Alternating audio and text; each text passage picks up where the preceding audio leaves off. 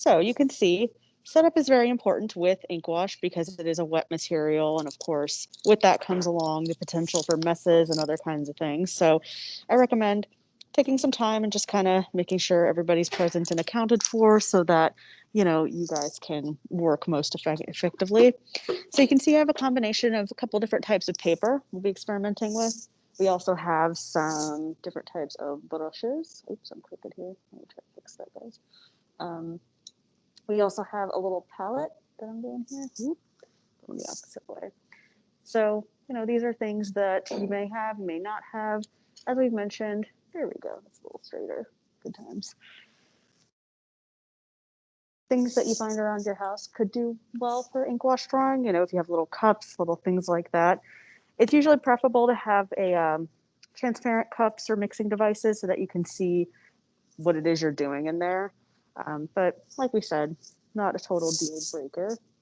You can see over here, I've got some brushes. I've got a graphite pencil, which is going to be great for sketching, and some pens and eraser and all the old suspects. Let's start by doing a little bit of experimentation because it's good to kind of experiment a little bit and see what we're working with, especially if you've never worked with ink wash before. It's definitely a good thing to play a little bit first. So you can see I have a couple sheets of paper going on here. I'm not quite sure if you guys can see, depending on the lighting, but these two pieces of paper have different texture. This one's a little rougher, and this one's a bit smoother. So hopefully you guys will be able to see how that impacts the flow of ink. And then I have this kind of general all-purpose sort of friend over here.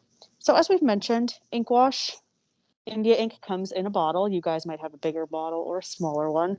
Keep in mind, ink straight in the bottle is pure black, right? If I were to take it and just do straight on the page, that's pure blackness, right? So if you do want ultra dark values, you can use the ink wash straight from the bottle, right? So keep in mind, like our values, right? Like we've talked about with our friend charcoal, sometimes you're going to want some lighter values, right? So to do that, we're going to be adding India ink to water. So I recommend if you're not used to mixing this type of stuff, less is more, right? You don't need a whole big cup of water to do your drawing, right? You can see how I have a little bit of water here in this tray, got a little bit of water here, because you don't want to waste a whole lot of it, right? This bottle of India ink should last you a pretty long time, depending on the amount of ink wash drawings that you're doing. So I suggest having a cup of water that is sort of your brush cleaning cup where we rinse everything out. And then here you can do your different levels of gray. Some students like to be very methodical and mix up different grays in each cup or in each container if you do have a palette like this. It doesn't really matter. It's whatever's going to help your flow the most. To start as an example, let's try adding some of this ink wash to our water cups. So you'll notice how you set up is important, as I mentioned earlier. So while we're doing this, I set down this pad here because I know I can always wipe it down. You're noticing that I'm putting all of my cups and all of my things with moisture to my right because I'm left-handed and I don't want to accidentally knock things over, elbow my cups and spill things. So I suggest that's probably a pretty helpful technique that some of you guys may need to use. So be very cognizant of where things are in relationship to your body. So when it comes to adding, start off with a couple drops, right? So if I kind of squirt that in there, I'll give it a little stir. You can see India ink is very deceiving. It's not like paint where in the palette you can tell what the value is. When we look in here, you guys are probably saying, wow, that's a pretty dark, mysterious cloud of wash. But you can see that when we put it on the page,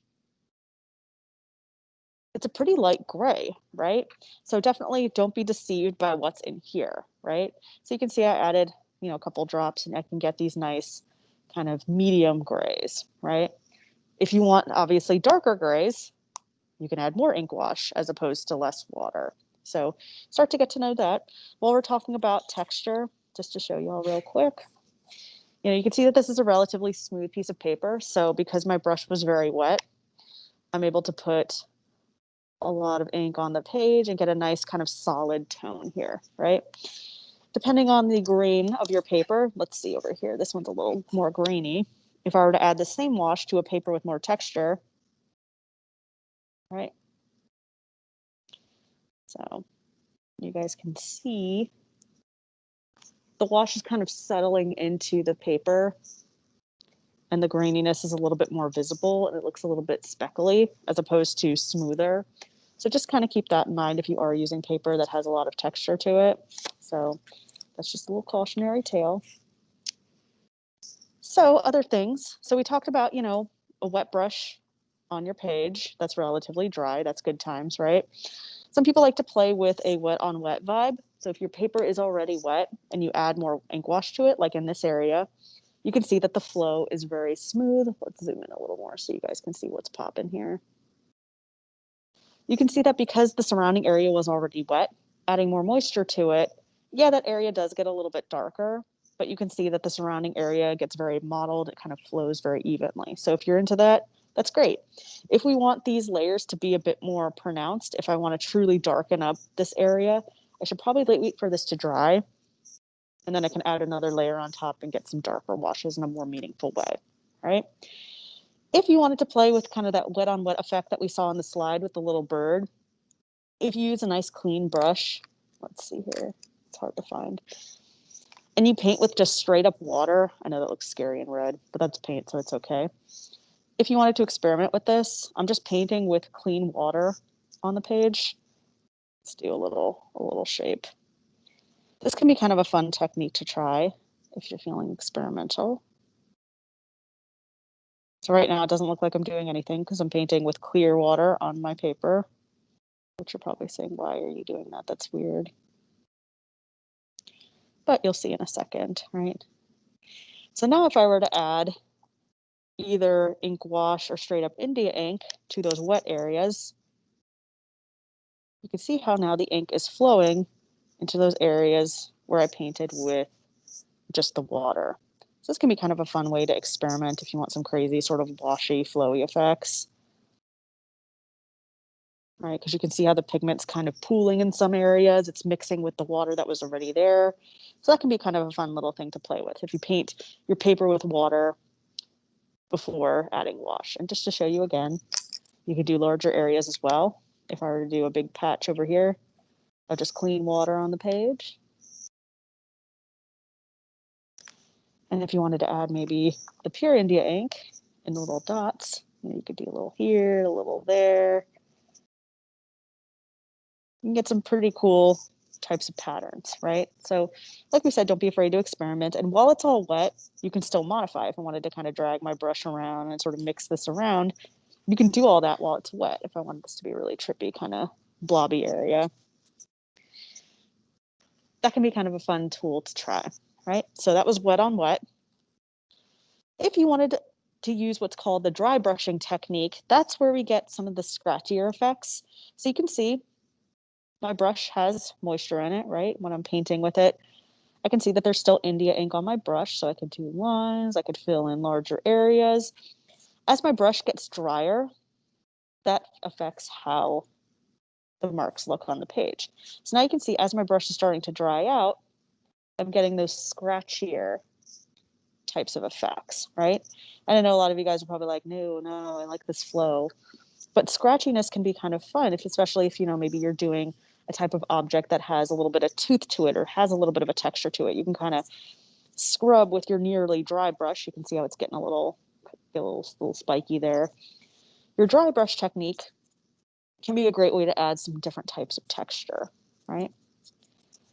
So this is drier brush on dry paper. So dry brushing, that's what the technique is called. So we have wet on wet, dry brushing, and then we had wet on dry here. So those are three big techniques to keep in mind because like we said, the moisture of your paper, the moisture of your brush, that's going to impact how the pigment flows into one another or how it doesn't flow into one another, right?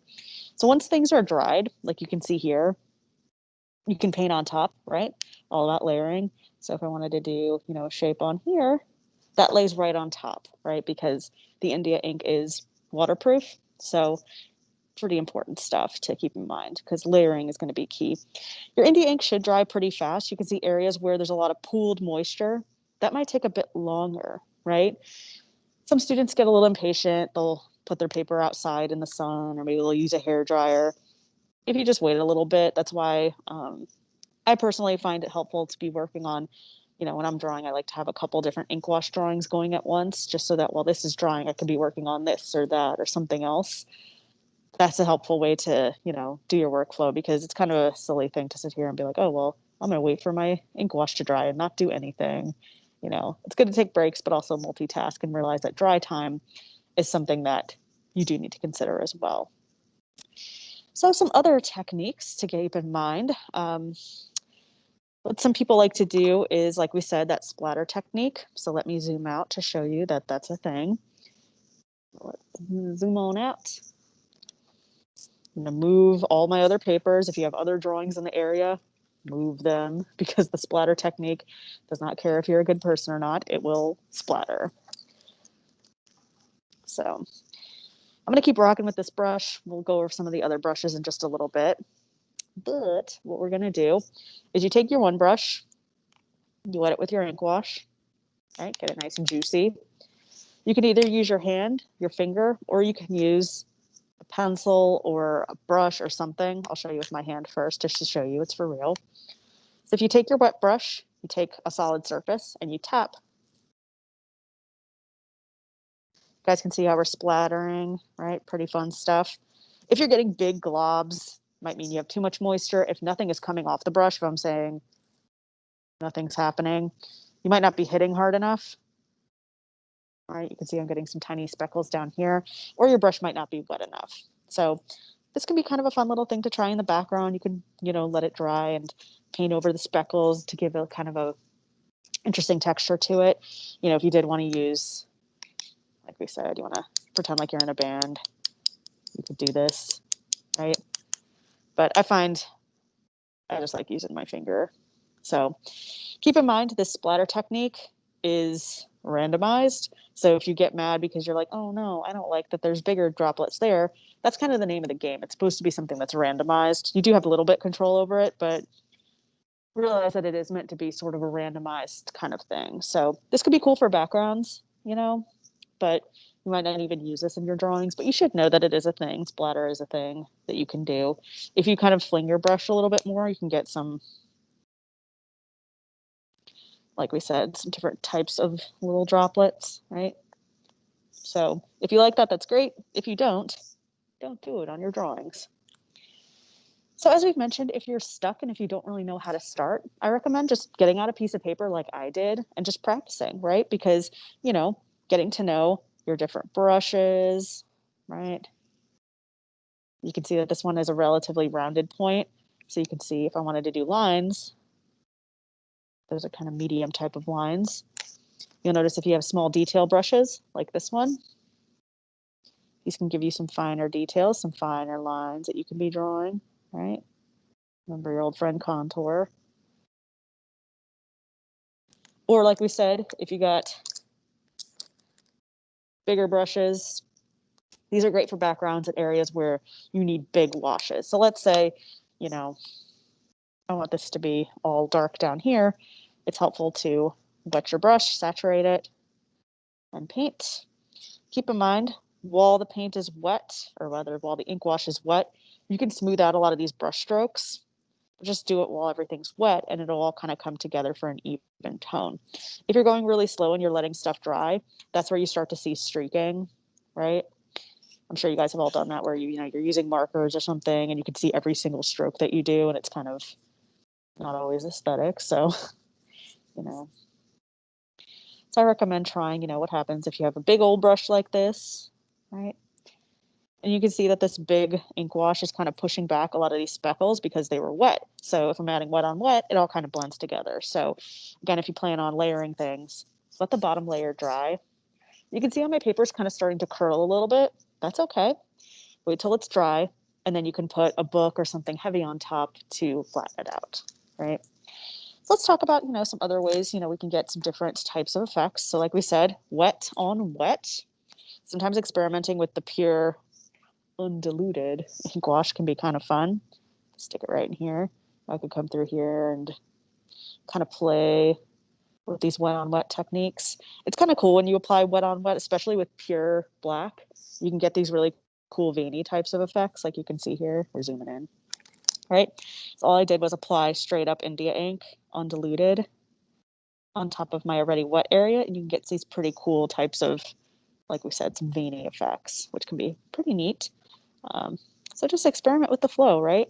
I'm just using straight up black. Right? So think about the fuzzy areas, how hard you're pressing on the brush versus how light, right? It's good to play a little bit. What happens if you want dots, dashes, or whatever? Right? So just experiment, right?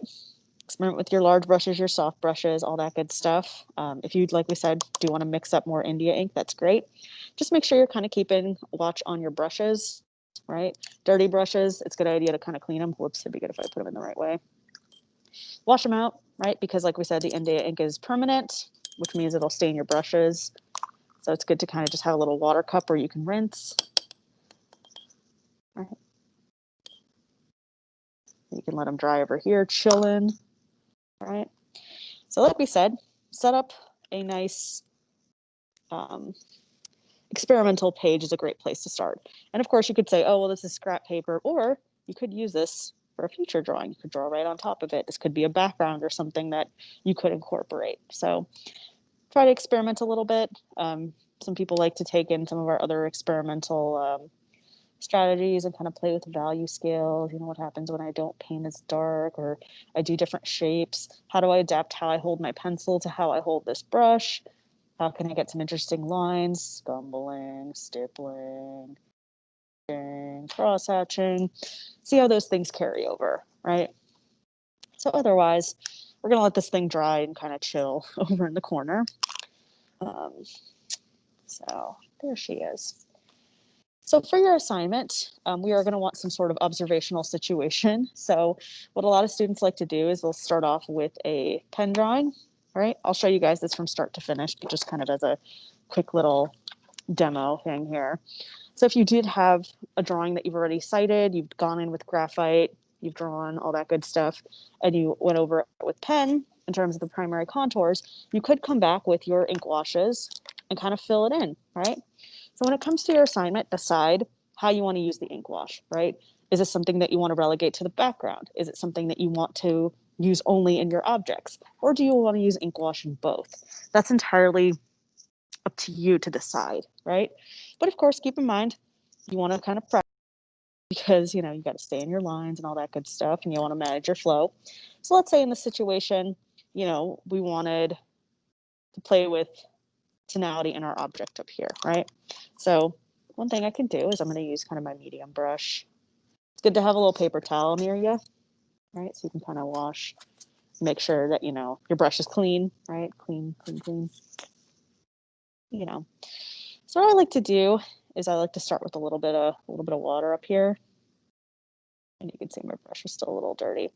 This page is in my mixed media sketchbook, so the paper is going to be a bit different than what was going on with my practice sheet. So I definitely want to be cognizant of that.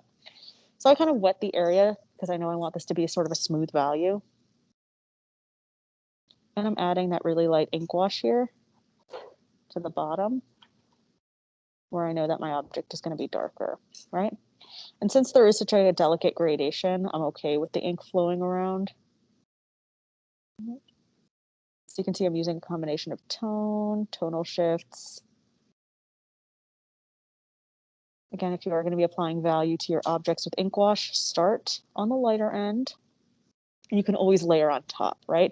It is very tempting for students to try to say, okay, well, now I know that I need this darker area to be darker. Let me quick grab some darker wash and put it on.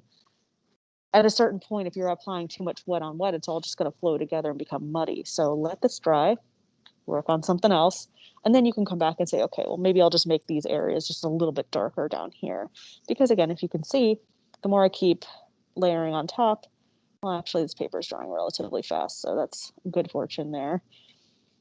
But you can see, you know, we want there to be a balance of flow to it, right? Depending on the type of object that you're drawing. And then, of course, when that dries, you could always come back with your pens and add some more textures and detail and all that good stuff, right? You know, same thing here. You know, if you wanted to start off If I know this was a darker object, I could just start off with that darker wash that I mixed up. Well, it's not really darker, but y'all know what I mean there. Like we said, you could just put your ink washes on your objects themselves, or you could play with the background. So let's say, for example, let's do our drapery down here. So again, you can see kind of going back and forth a little bit, making sure I'm staying in my lines. I know that's important, right? Let me scooch this guy up. So keep in mind the 6 divisions of light and shadow, things like contrast and all that good stuff, because that'll give you a clue as to what you should be doing with your inks, right? And like we said, your homework assignments have been split this week, so you have a drawing that should be just a pen drawing, only pen, and then your other drawing should incorporate some sort of ink wash. And like we've mentioned, the ink wash could just be, like I'm doing here, in the objects themselves, could be in the background, or it could be a combination of both. And there's examples of all of those that we sort of breezed through earlier that you should definitely take a closer look at and decide what type of aesthetic do you like the best? You know, what are you going to use on your piece this time? You can't decide. You could always make more than one drawing. That's a thing, right? So I'm kind of blending and scrubbing, and you know, it doesn't really matter too much how you're brushing back and forth, but of course the texture does matter at the end of the day, because you can see this is starting to dry. So I want to kind of incorporate some of these longer strokes so that everything kind of dries together.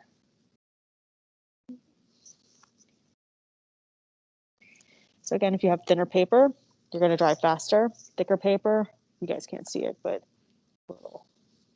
this thicker paper takes longer to dry. Here, let me pick it up.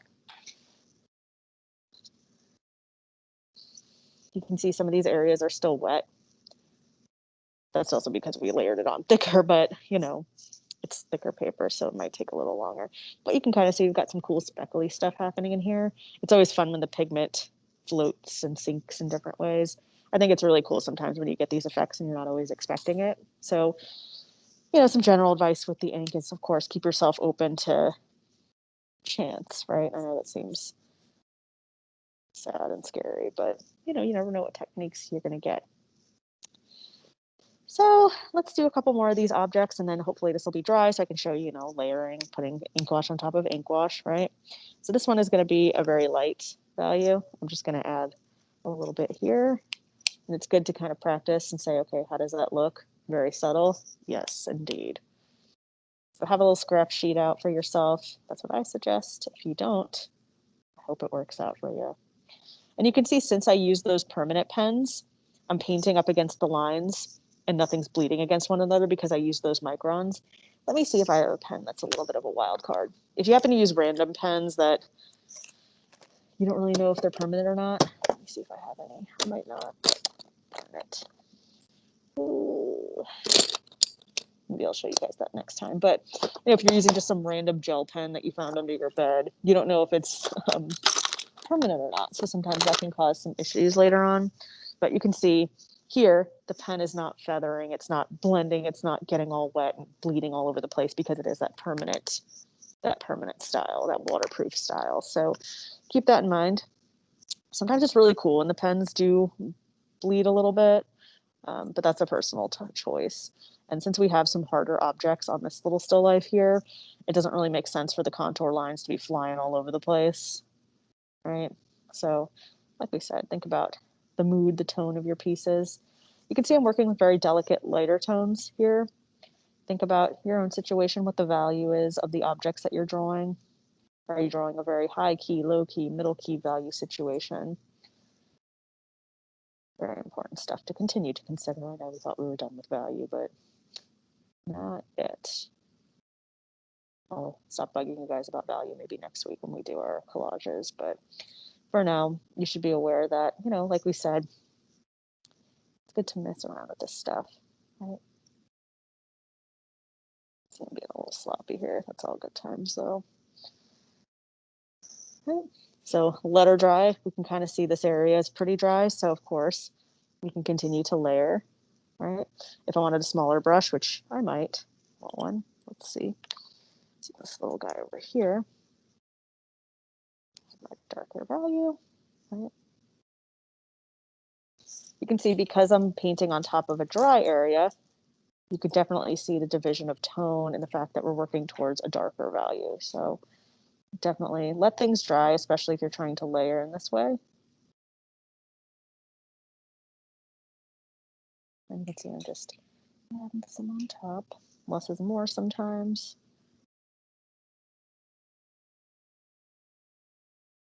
Right.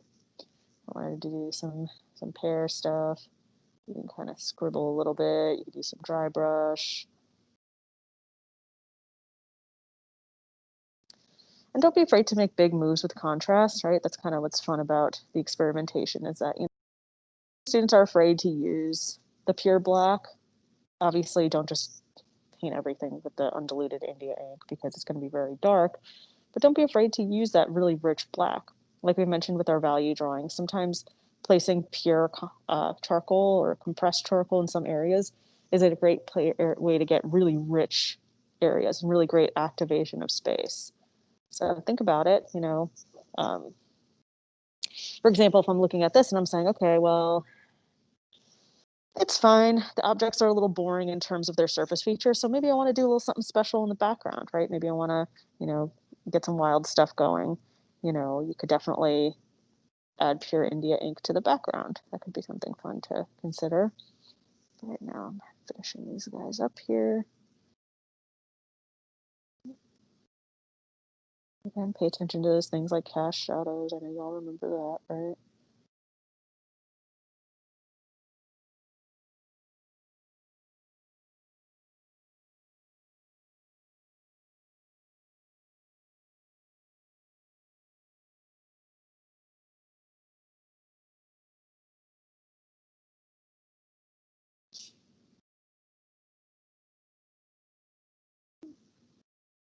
Helpful if I see the lines, right? I could always fix that with a little bit of pen later. I'll show you that in just a second. I'm making sure I got my cast shadows popping in. But like we said, if you guys are going to play with, you know, the background and stuff like that, you know, think about ways you can get interesting flow and things like that, right? Let's do some freewheel and stuff in the background because why not, right? So let's see. Let's say we want to add some of that just pure moisture here. I'm gonna be careful not to touch the edge down here. This would be a cool halo effect. I'm using my wet on wet technique.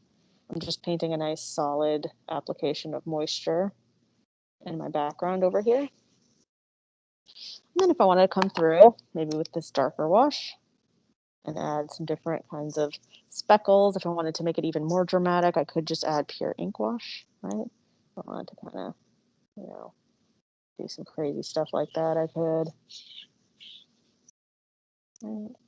Sometimes it's fun to play with the flow, right?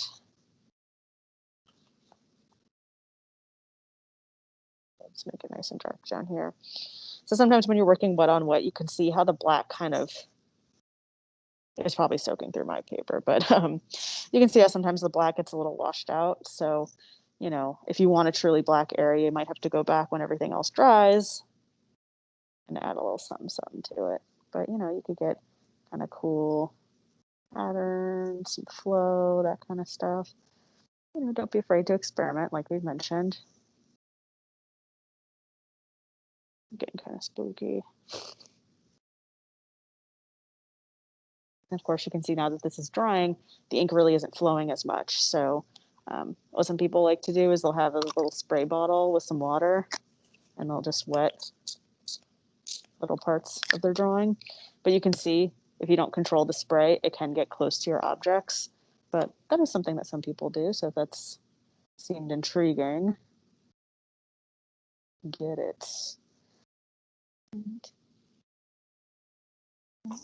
So, like we said, all about experimentation. Hopefully, you'll see something you like or something that's working for you. If you're not really sure where to start, like we've mentioned, look through those examples that are on Canvas and you can get some pretty cool ideas for, you know, ways that you can play with space, ways that you can, you know, negotiate your subject matter, your environment, that kind of stuff. And then of course, remember you still have your pens, right? So when your ink wash is dry, because I don't recommend drawing with your pens on top of wet ink wash because that's going to either rip your paper, kill your pens, or both. So you don't want to do that. But like we said, once it's all dries, if you wanted to add some more details or add some extra little textures and stuff like that, that's a great opportunity to do so. So if you want to kind of squirt it on one here, think about what happens when you have just a pure black background versus a gradient versus textures. There's a lot of really cool stuff that can happen. So don't be afraid to try new things. Think about emphasis, all your compositional strategies. I know you guys all remember those. So how can they complement this new material, right? And some of you guys, might be in a position where ink wash just really isn't your vibe. It really isn't your flavor, right? Maybe it's something you use very minimally in the background. Totally valid. Maybe you're the opposite. Maybe pens are really kind of to you, and you really love painting and ink wash and that kind of stuff. That's great. Those are important things to know. What processes you prefer. And of course, getting to know them in terms of a survey style approach is one of the goals of this class, so that hopefully if you know that maybe you want to go into illustration, you're going to be doing a lot of inking and a lot of, maybe traditional pen work or traditional types of work that you then bring into the computer, then you might need to say, okay, well, maybe I'll do a little extra practice. Maybe I'll look at some more artists and some other techniques and things like that. So speaking of other techniques, if you go to the topic page this week, you'll see that I did put some extra external clips and tutorials for pen tips and ink wash tips. So if, obviously the session is recorded, but if you did want to see some other ways to kind of play with this materials, it's good to see how different people show these different techniques, right? There's a reason why you guys have different teachers, where we ask you guys to look at different artists, because we can learn a lot from other people. And if you're only taking from a single source, you're kind of limiting yourself, right? But like we said, I did put some extra little tutorials on there if you guys did want to, if you wanted to play, if you wanted to experiment, practice a little bit more. So let me take this guy down a notch. Got some dry brushing over here, a little scratchy scratch. I don't know why this cut off randomly up here. It made sense at the time.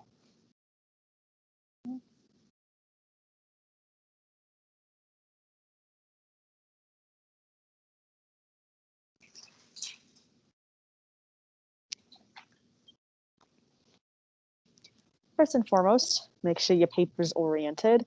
I'm going to use a landscape mode, even though this is a taller object, just because I want it to kind of, I think it'll look kind of cool and isolated, just kind of sitting on a horizontal plane like that.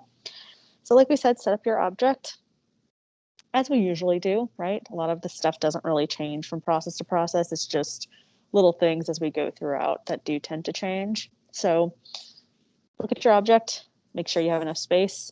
I'm using a relatively smooth-ish type of paper. Let's see what this is real quick, just so that you guys can know. So this is a Saunders Waterford paper, 260 pound, cold press. So that's going to give us some interesting textures up in here. You guys can kind of see a little bit of that reflecting. So as we've mentioned, always pick your paper with thought. Make sure you're set up. You can see my surrounding area here. While I'm sketching, I'm not going to accidentally knock over my water and my ink because all of that is over here. So set yourself up. And we're going to begin with our citing process, our sketching process, because pen and ink is permanent. I don't need to tell you guys that. So we want to make sure that we have our sketch, we correct, we do all of that stuff. So we're going to start off. I need to make sure I position my object in an angle that I'd like to draw it at. So let's kind of pop it over here real quick. I'll leave it on the screen so you guys can see. So I want kind of an overhead-ish view. It's a little bit different than what you guys see in front of you, but you guys can bear with me, right? Right. So first and foremost, we need to organizational line drawing as we normally do. So I'm using a graphite pencil. I'm using my Blackwing, very fancy. So I'm going to draw big basic shapes, right? So I've got an oval and I've got another sort of mini oval. for my skull, right? Because remember, we don't want to laugh in terms of drawing what we know rather than what we actually see in front of us. All right, always keep that in mind as we're going along. So what I like to do if it's like a face or something like this, it's good to think about the main axis around which all of your features are going to be oriented. So I'm going to take a nice vertical line and kind of think about that, because then I can plot where my eyes, nose, all that good stuff is going to be. Remember, if you're having trouble getting your sketch done in the first couple minutes, do some extra gestures to practice, because economy is very important. We want to make sure that things are going fast and things are, you guys are able to spend time on the steps that do require it. If you're kind of, teetering around a little bit, kind of, doing really slow sketching, that's not a good use of your time, right? So anyway, let's get into it. Speaking of time, so let's draw ground line, ground your objects, because these are real three-dimensional things. And then we're going to refine our organizational line drawings so that we can then start to cite. So I'm just going to kind of refine where I think the outer limits of my skull are going to be. So we kind of got a little bulge up here towards the center. We got the sky popping down, got a little cheekbone popping, right? And that's where I think we are here, right? Now we need to check. So we're going to cite. Since we're only drawing one object, we need to check its height versus its width. We know in our heads, this is a taller object than it is wide, but we need to figure out exactly how much it is, because if you eyeball it, if you kind of fudge it, all the ink wash, all the pen work, all the value in the world isn't going to help.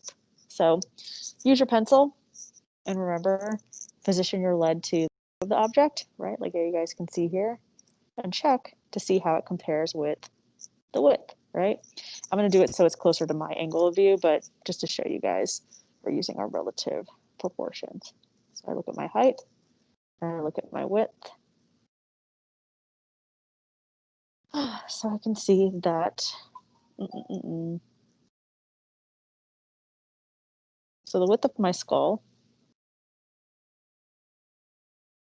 I draw this line up here, let me double check. This is going to be where the top of my eyes are going to be.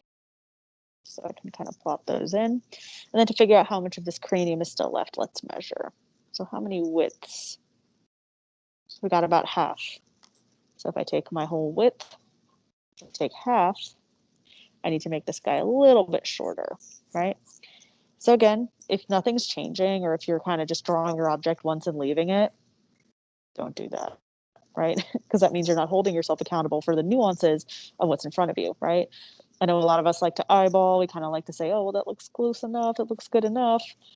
But we don't want good enough. We want precise, because we want there to be a strong foundation for whatever materials we use, whether it's ink, wash, pen, a combination of both. You want your object to be correct. So you can see I'm adding some of these details. We started off with a really general shape. Now we're working our way towards greater specificity.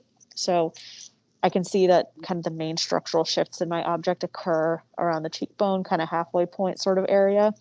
So I'm making sure that I check those angles, that I'm not overly exaggerating or overcompensating. I'm always looking back up at my objects. I know you guys can't see it, but you can imagine my eyes burning a hole in my little skull friend here, because remember, we do want to hold ourselves accountable for what's in front of us, right? We don't want to generalize. We don't want to, draw what's not there or idealize or that kind of stuff.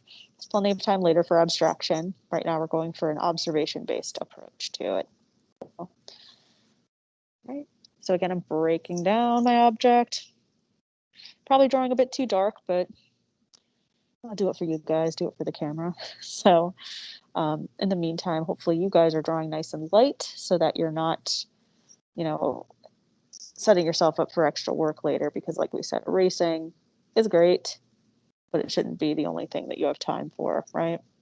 So I've got my eyes. I recognize that these are not pure circles. I can see this one's a little bit more of kind of a teardrop-ish sort of shape. This one is a little bit rounder. Keep an eye out for symmetry and asymmetry. Speaking of asymmetry, let's get these teeth kind of laid in. So again, we want a nice, strong foundation drawing. See it, you must little teeth.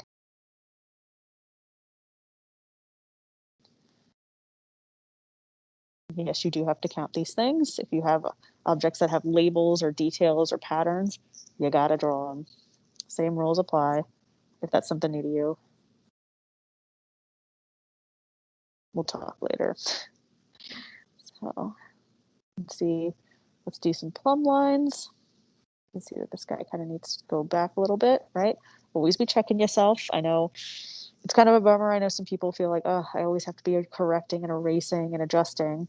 But such is life, right? That's kind of the point of this, right? We want to see your process. We want to see that correction on the page.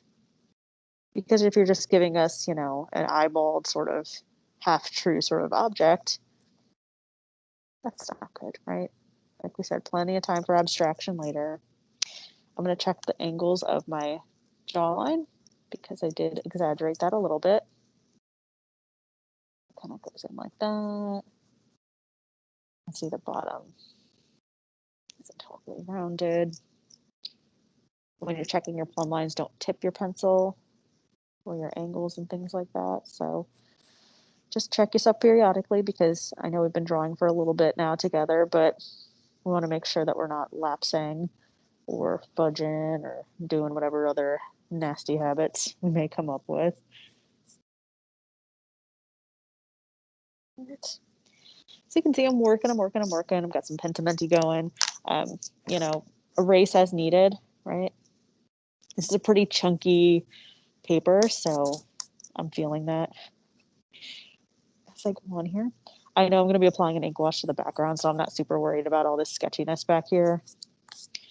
But it's always good. We want to see the history of your drawing. If you only drew something once, that doesn't really show us your search or your process, or you're trying to, that you're trying to see and you're trying to use drawing to see. It just kind of shows us that, oh, I'm only caring about the final product. We want to care about our process equally, if not more importantly. Clean it up, clean it up. All right, so at this point, we definitely need to kind of switch and transition into our intended material or intended output. In this case, we're going to be using pen and ink wash. So before we start applying the ink wash, because if we apply ink wash on top of this pencil, we're not going to be really able to erase a lot of this back later. So what I want to do is pop in some pen lines. Let me see where my pen's at. There she is. I'm going to pop in some pen lines, then I can erase, and then I can add more pen later. So I'm using a 0.1 micron because it's kind of a nice happy medium. It's delicate, but it's not too delicate. And I'm going to start to work in some of these big contours. So if your paper is especially thick or grainy, you might notice that some of these smaller nibs might have trouble. So I am going to see if I have a thicker one right here. Yes, I do. I'm going to use the PN. And that's going to allow, this plastic nib is going to stand up a little bit more to the texture of the paper, and I won't have to risk breaking the nib by pressing too hard. Okay. So again, try to remember your contour lessons. We don't want this to be just a big dark outline around everything because then it'll look like a coloring book. We're not really going for that aesthetic. I know a lot of you guys have an interest in illustration, graphic novels, that kind of stuff. And of course, thick outlines, that graphic stylization is valid. It's just here, we're going for something a bit more naturalistic. So save that for later. We're not saying that that's invalid or bad, just not appropriate for what we're trying to do right now. All right, so we be inking. Let's take backs and make sure we don't overly simplify. Right? So of course, got to do my outlines here. Again, if something doesn't have a dark outline around it, don't put one there. Be very careful not to overly darken my eye sockets because that is kind of the tendency, because in our lizard brains, we know that this is dark. So why not make it all dark? But we can very clearly see, especially in this, our skull's left eye socket, you can see that this bottom area gets kind of a bit washed out. It's not a pure black interior. It's a little bit rugged. So definitely make sure you don't darken things and put lines where they don't belong. Kind of wiggling my pen a little bit to get kind of a craggly sort of line because that's what I see in front of me, right? Don't make things overly slick. Like we mentioned earlier, sometimes a lot of students get tempted to make these type of really slick outlines with their pen. But remember, that's not always the case, especially with this object here. You can very clearly see there's some rustic stuff going on, to say the least. Bless you, Target, for your Halloween stuff. So now you can see we've got our little arch, zygomatic arch, kind of flying back here. You can see I'm pressing very light. Keep in mind that some of these lines might get a little washed out, a little kind of covered up by our ink wash, but we can always bring them back. It's important that we at least have a starting point, right? And of course, I'm squinting. I'm always looking back at my object. I know you guys can't see that, but I'm looking back at my object constantly to make sure that I'm not freestyling, I'm not going off the rails, I'm doing what I see. Right. So again, this is going to help us later when it comes to figuring out where to put this ink wash. And of course, our pen work later. Because like we said, we're going to erase back a lot of this pencil stuff so that we can start getting permanent, right? Not to say that graphite's bad, but this is not a graphite drawing. We're doing pen and ink. So we're coming through down here. Like we said, we're already warmed up, so we're all limber, ready to go. Like we said, some people like to have an extra sheet of paper. They like to kind of go in the corner and practice their line work. So if you want to practice contouring, hatching, including, that type of stuff, that can definitely be a good thing too. But we're just doing from start to finish right now. So any additional practice you should do by yourself, or you should refer to the other content. Right. So let's get these teeth going. Again, I want to be very careful not to generalize. It's kind of the beginner's tendency to want to kind of just go through the motions here. Of course, if you do that, that's the kind of results you'll get. And we want something that we'd rather have a result that shows the nuance of our objects and what's actually in front of us, right? Another thing to consider is if maybe you're at this point, you're not really sure where to go. It's good to take a break, walk away from your drawing physically, step away from it, come back, flip your drawing upside down, flip it back right up, because that can really help too. Because remember, a lot of us sometimes are way too close to our pieces and we're saying, oh, well, it looks fine. And then, of course, later when we come back and we say, oh no, oh no. Right. Let's see. Where is my ruler? Oh, I'm just going to use my pencil as a ruler. This is kind of naughty. Don't do this, but we're just going to do this little guy here. We're going to be doing some background stuff, so it doesn't really matter too much, but it's good to get a little background in there somehow. Now we can come through and do some more significant erasing, right? Because now that the pen is dry, hopefully, we can go back and erase all that pencil. You can see all my wild eraser shavings flying all over the place. This is a very thick piece of paper. We can use this little guy. We'll borrow you for a minute. They're a lot faster. Again, economy is your friend. If I can smell this eraser through my mask, that's wild. All right, well, let's position you back to where we had you. There you go, looking good. So now we have our preliminary drawing, right? We got a little pensimenty, a little something here, a little something there.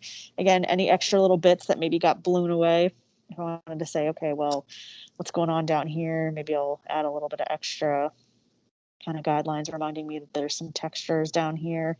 You could do that with your pen, or we could save this for later. At this point, let's get to work with our ink wash, right? So examine 6 divisions of light and shadow on your object, right? The areas where it's darker versus lighter, that kind of thing. So additionally, remember, ink wash. Let's pop over here. Like we said, when you're mixing up your ink wash, ink straight from the bottle, pure black. Diluting it with water is going to give you gray. Definitely don't let the color of what's in your cup deceive you. This looks pretty black, right? But when we paint it on the page, you can see it's a pretty middle gray tone. So always look, always see what's going on. We have talked about our main techniques. Just to review them now, we have our wet on dry. So we have a pretty saturated brush going on dry paper to get a nice smooth flow of ink, right? And this is how we can get some nice solid tones, solid areas, that kind of thing, right? We also have wet on wet, which means if the paper's already wet with ink wash or with water, and you apply more wet on top, you'll get a nice smooth flow of pigment. Let's say you have this wet patch of ink wash, and I wanted to add some darker ink on top. I'll do straight from the bottle. Like we said, if you add that, you can see how that flow is really smooth. It's really blended. That pigment's kind of just blending out nice and smooth. So if you like that, wet on wet. We also have a technique called dry brushing. It's because, of course, if you notice, let me wipe it off a little bit. As you're using your brush, as it gets drier, you'll notice that you can get these kind of scratchy types of techniques and surfaces. So if you want something a bit more rustic, dry brush, the drier the brush, the drier the paper, scratchy effects. If you want that kind of classic sort of wet technique, I know some of you guys like to experiment. So as we mentioned earlier, if you had just pure clean water, which I'll rotate real quick. This is clean water.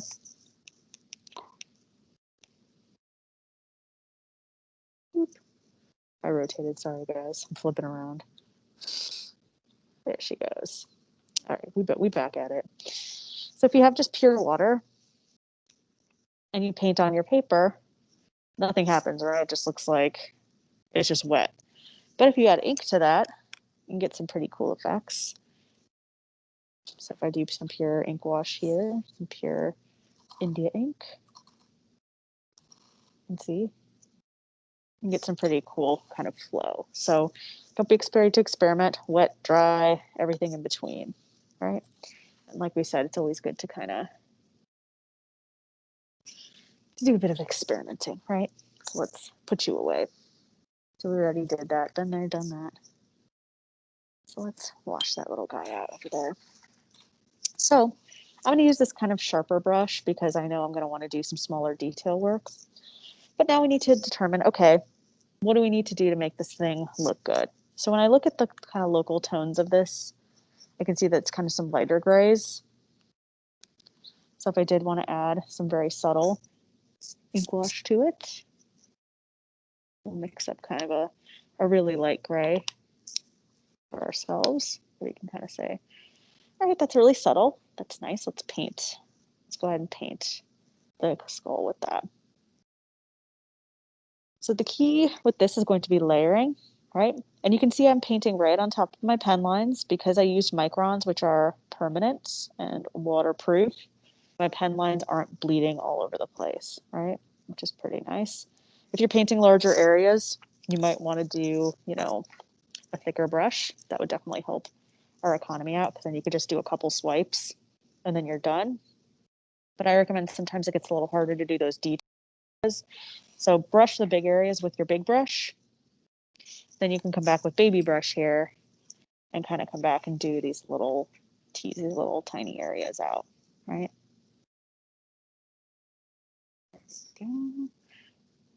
Nice and slow. And stay in your lines as needed, right? Y'all know that to be true, right? So now we have our core color, right? So at this point, it's good to let things dry a little bit before applying those really dark areas of tone. But again, if you want that nice smooth flow of wet on wet, which of course we might want over on the side here, you can start to incorporate darker values, but just realize there is a point of diminishing return. If you have a lot of moisture already here and you're just adding more and more on there, you might get some muddy effects. So to show you what I mean, let's do a little bit of our darker wash. So when we look at our skull, we see dark, dark, dark, dark. Let's add a little bit down here. So you can see that kind of darker gray starting to flow. And we can place it where we want some of these darker values. And since everything's pretty wet, we can kind of just sort of scrub it in. And it kind of blends on its own, which is kind of cool.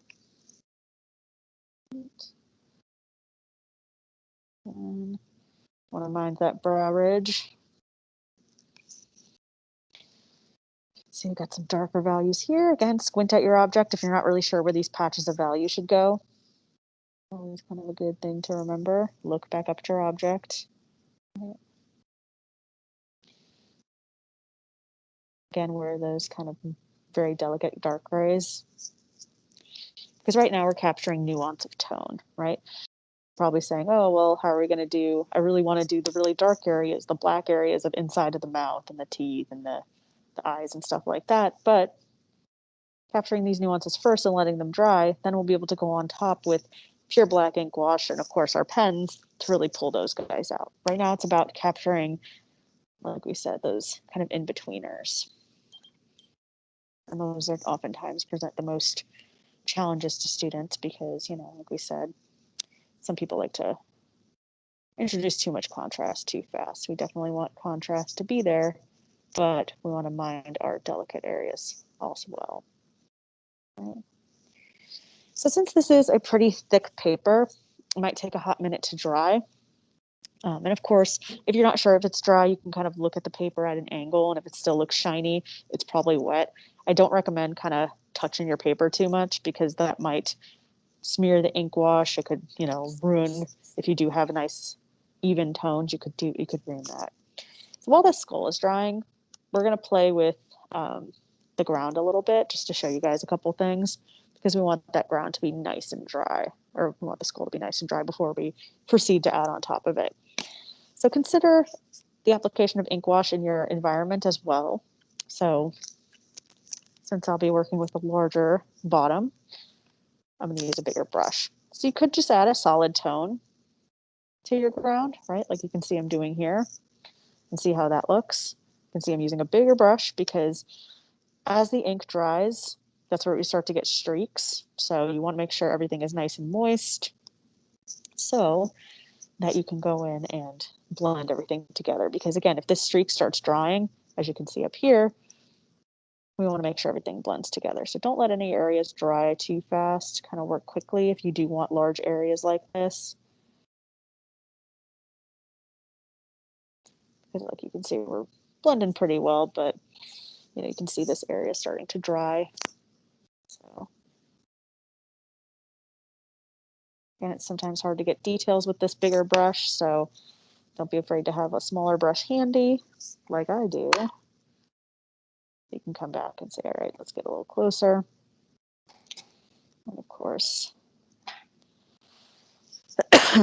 so you can see things are starting to bleed a little bit. If that happens to you, use a little paper towel, just kind of blot it, right? Well, it's all still wet, right? And you can see, make sure you don't be touching your bottom like I'm doing. But I can fix that with a quick swipe because everything's still pretty wet. So let's kind of pop some of this in here. Again, since the interior of that skull is still a little wet, we might get a little bit of bleeding, but since that area does need some shadow, I'm cool with it. But again, try to resist that urge to go too fast. And like we said, you can kind of see, here's a good example of, you know, showing where areas are drying uneven. But I'm going to add a cast shadow, so like I said, that isn't really going to matter too much, but you want to keep an eye out for it. All right, so this is kind of on its way towards getting drier. I can kind of see, you guys might not be able to from your angle, this center area is starting to get a bit drier, right? So that's definitely a good thing. So I always like to work on, you know, multiple drawings while I'm doing ink wash, because if you're just sitting here saying, okay, well, I'm waiting for my ink wash to dry, that's not a good use of your time. So it's good to have, you know, maybe one or two more pieces going on at a time. So maybe you're working on a background here and then you switch and you work on this and then you switch. You know, that can be kind of a cool thing to try. So in the meantime, let's kind of see how this is doing. We can work on our cast shadow while we're here, since that's really not going to affect our skull here. So I would like some darker values kind of concentrated down here. So I'm going to get out my India ink bottle. And we do it on time, good stuff.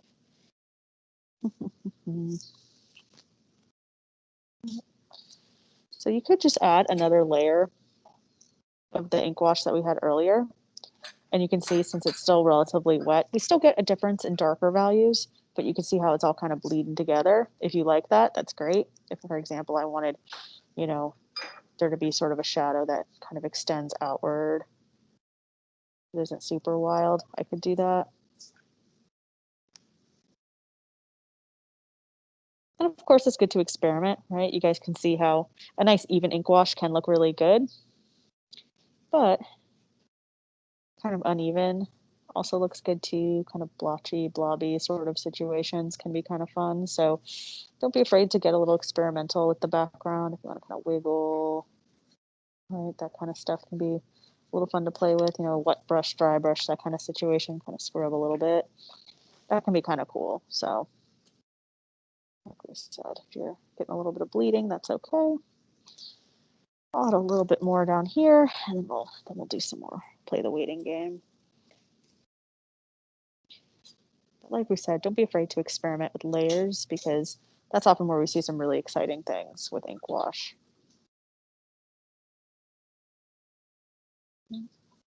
If there's patterns, textures, kind of keep an eye on that.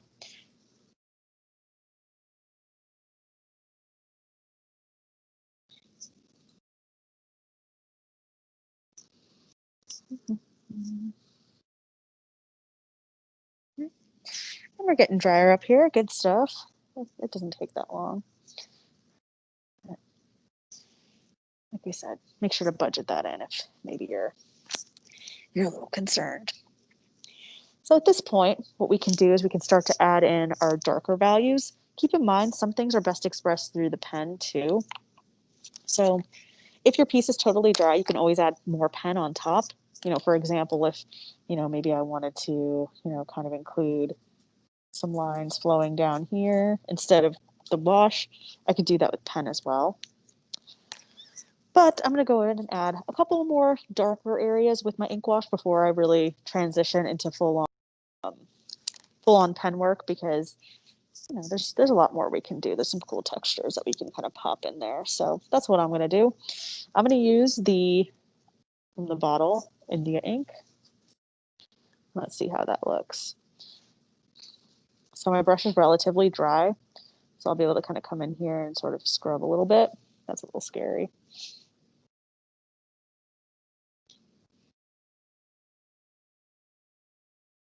Probably shouldn't have used such a pointy brush, but that's okay.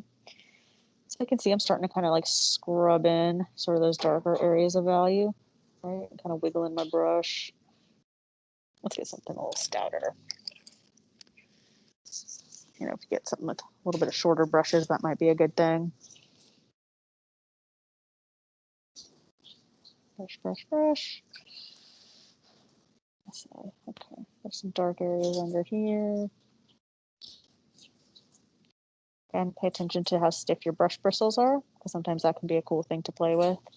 But you can see I'm starting to lay in those deeper, darker areas with my brush. If you get too dark, if it's still wet, what you can do is blot it, right? Some of it will come off, some of it will not. So just be careful. But I'm doing just fine, so we'll be good. Right. So we have, like we said, some of these kind of scraggly types of situations here. Probably getting a bit too dark down there. So that's okay. Let's try this brush a little bit so we can get some scratchy types of stuff.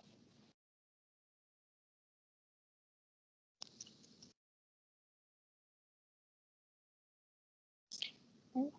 So you can see I'm kind of scribbling a little bit. All right, that dry brush is very nice for this object because it kind of suits the texture and the application of the paint that was on the skull. So kind of cool.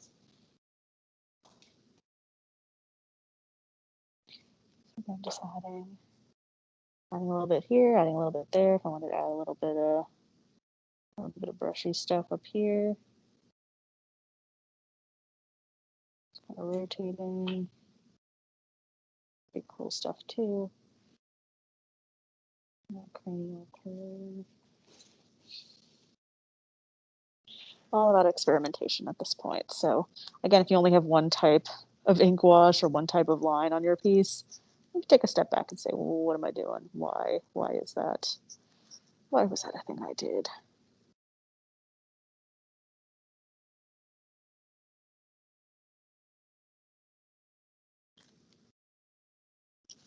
Add a little bit more darkness to that socket. Again, examine where the darkest parts of your object are in terms of value, and pop those in at this point.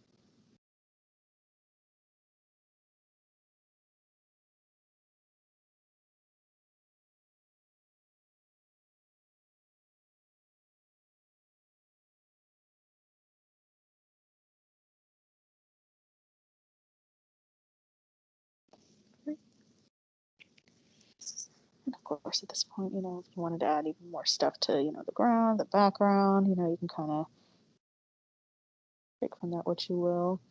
You can see that these bristles are pretty funky, so I'm getting some pretty cool kind of scroll brush type of effects, which is kind of cool.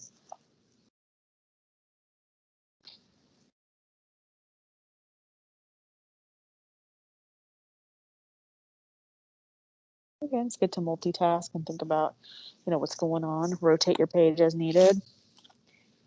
Just like we talked about earlier, ergonomics are very important. Here. So I'm just wiggling and pulling my brush.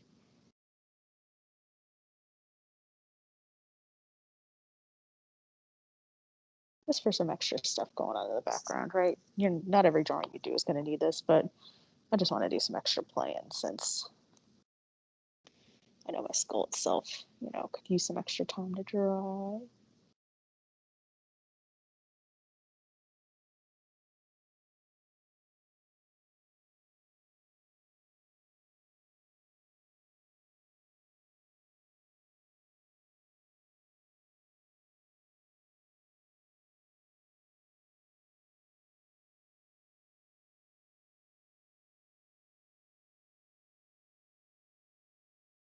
Like we said, my brush is getting drier, which is producing some interesting effects.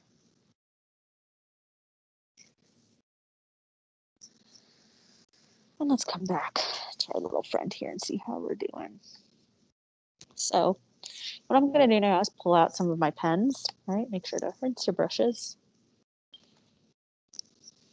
So now we can come through with our pens and say, okay, well, how can we use our pens to complement what we've done with the ink, right?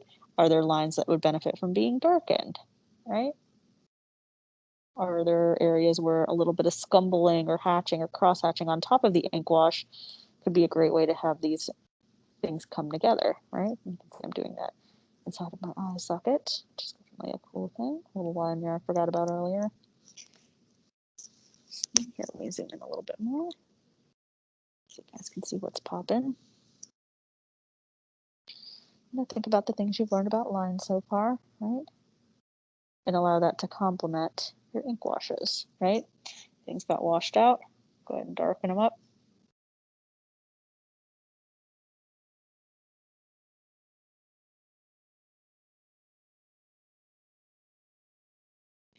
And if you see it, you gotta draw it. Now we're doing some more layering, all fun stuff. So remember, think about the texture of your object, right? Is it smooth? Is it rough? Is it somewhere in between? Is it made out of plastic, glass? Because that can help you decide, what type of techniques to use.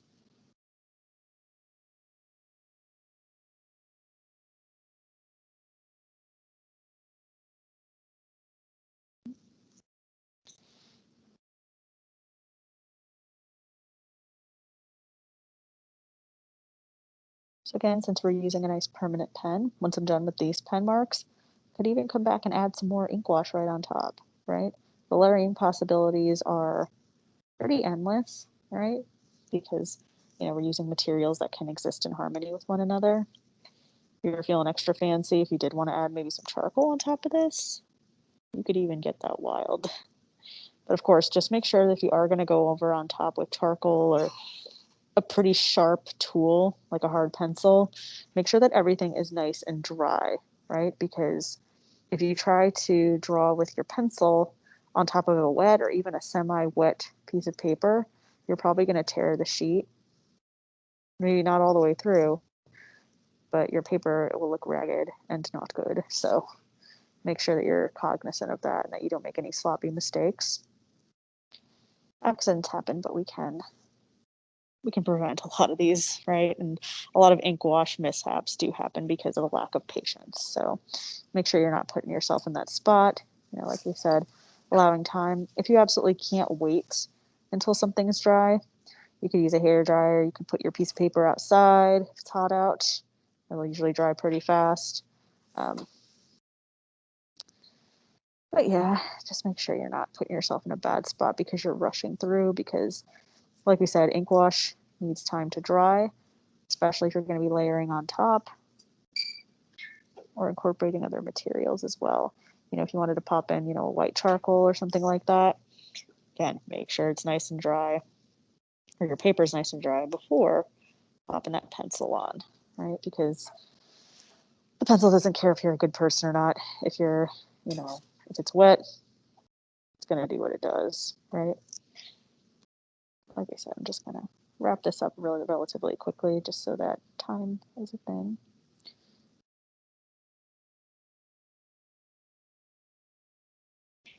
Again, pay attention to the pressure of pen on the page, right? Because you can get some pretty cool scratchy type of effects. I'm going to darken this line a little bit. It's a little rugged. Allowing my pen to skip a little bit.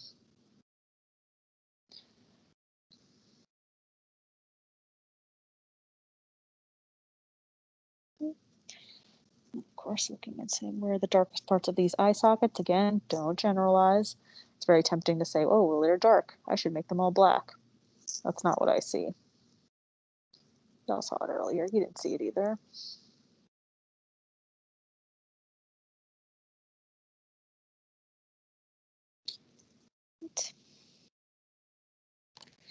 So then, of course, if you're looking at this and you're saying, okay, maybe I want to add a little something to the background, maybe you want to add a final pass through with my ink wash, now is the time to do that. I'm going to add one more little touch up, or little touch ups with my ink wash, just for a little bit more contrast. I'm going to use that kind of semi-dark wash that I did earlier. Whoops, let me slide it up. This one here. Just add a couple more little layers, and then I'll be pretty much done with this piece. So if you're not sure, if you're stuck, if you're like, okay, well, I don't really know if I'm done with my ink wash, I don't know if I've really done enough, quote unquote, take a step back away from your drawing and come back, physically step away from it, because a lot of times we're way too close, as we've mentioned. So make sure you don't put yourself in a spot where you got tunnel vision, or whatever the opposite of tunnel vision is, where you don't really see what's going on with your pieces. So you can also, like we said, take a picture of your piece. Putting it in a different context can definitely help. Then, of course, with that picture, you can send it to a friend, a colleague, someone you trust, and say, hey, what do you think of this piece? What does it need, right? Kind of like how chefs taste their food to see if there's enough seasoning. It's good to kind of mull it over a little bit. Let someone else try it. Let someone else see what you're doing, in addition to you doing it yourself as well. And this one has a nice tip to it. Again, if you mess up, you could always blot a little bit. Looking good. So now at this point, I can make the decision if I wanted to add a background back here, or if I just want to leave it as is. But otherwise, we did quite a bit in this piece, so hopefully you learned a thing or two from seeing me do it.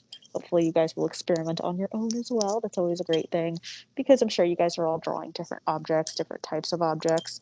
So again, allow your object to tell you what it needs, and then you can go through and experiment with your new materials.